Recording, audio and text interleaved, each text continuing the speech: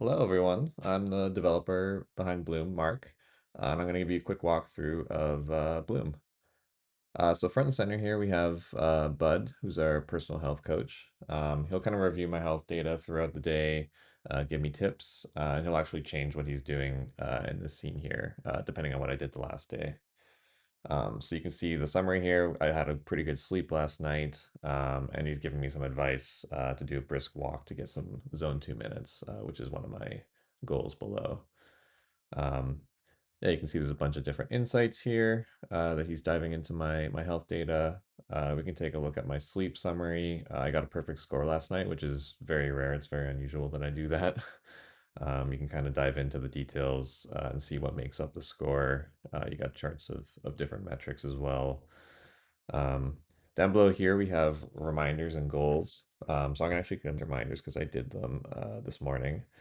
And then, yeah, I have some goals for steps, bike duration, which I'm very far behind on, and then target heart rate zone too.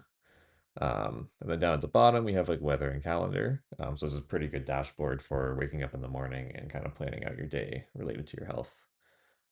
Moving on to the next tab, we have nutrition. So you can basically log your meals, breakfast, lunch, dinner, snacks. Um, there's many different ways to log food. You can search through our database. You can look at frequently logged. So if you log stuff very often, it'll appear here. You can create different meals of items to log it like in one tab. We also have barcode scanning, magic scanning, which is basically taking a picture of the food and determining the calories and doing a voice logging. So we're going to do a demo of the voice logging. Raisin Bran.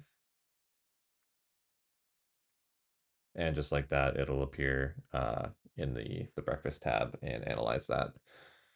Moving on to you, um, this tab kind of summarizes all of the metrics you should be monitoring and consolidates it into a biological age at the top.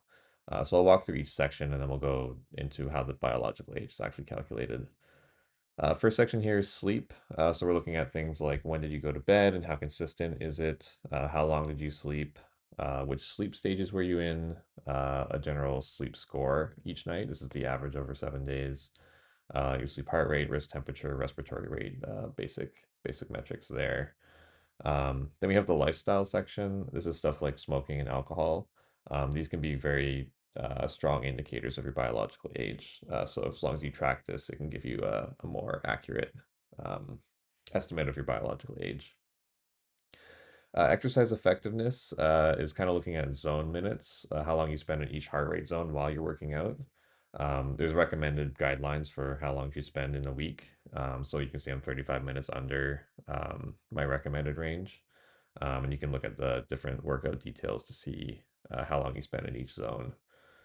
Um, Activity level is kind of similar. This is a look at your active energy versus your basal metabolic burn. And then there's things like steps, walking speed, and stair speed that are also good indicators of your age.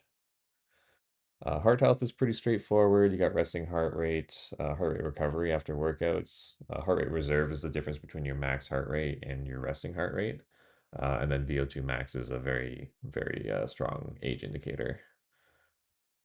Stress levels, we're looking at blood pressure as well as heart rate variability. Um, Here you can see how heart rate variability is trending over different time periods as well as kind of throughout a typical day.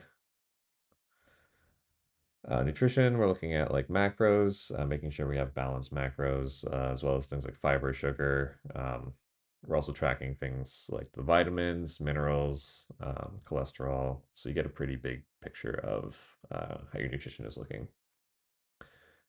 Body composition, pretty straightforward. Yeah, it's your weight, your body fat.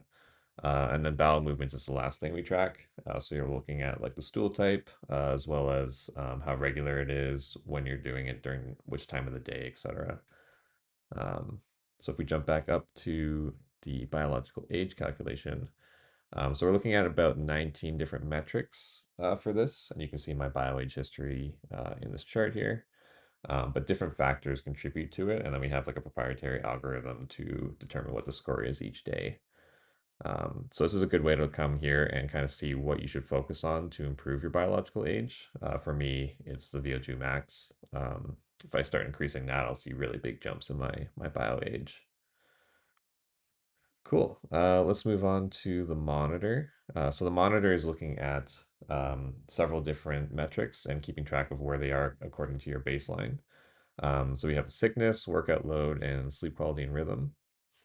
So we're basically looking at a bunch of different metrics and seeing where they typically lie for each day, and then show you, oh, you're high in this one or low in this one.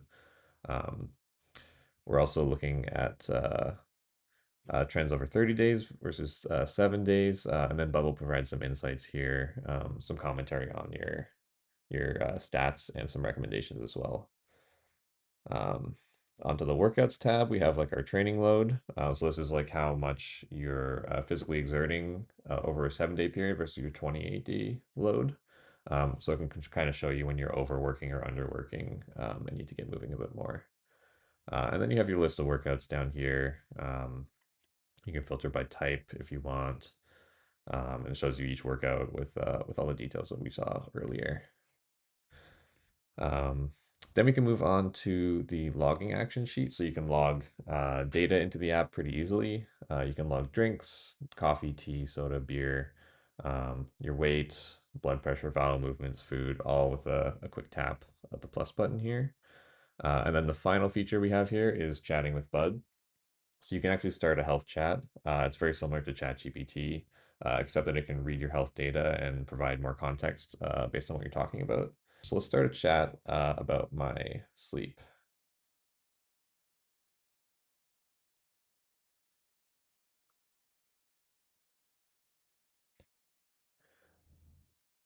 So it's just thinking now. It's generated the title for the chat, and then it's reading the sleep data, and then now it's going to respond with my data taken into account.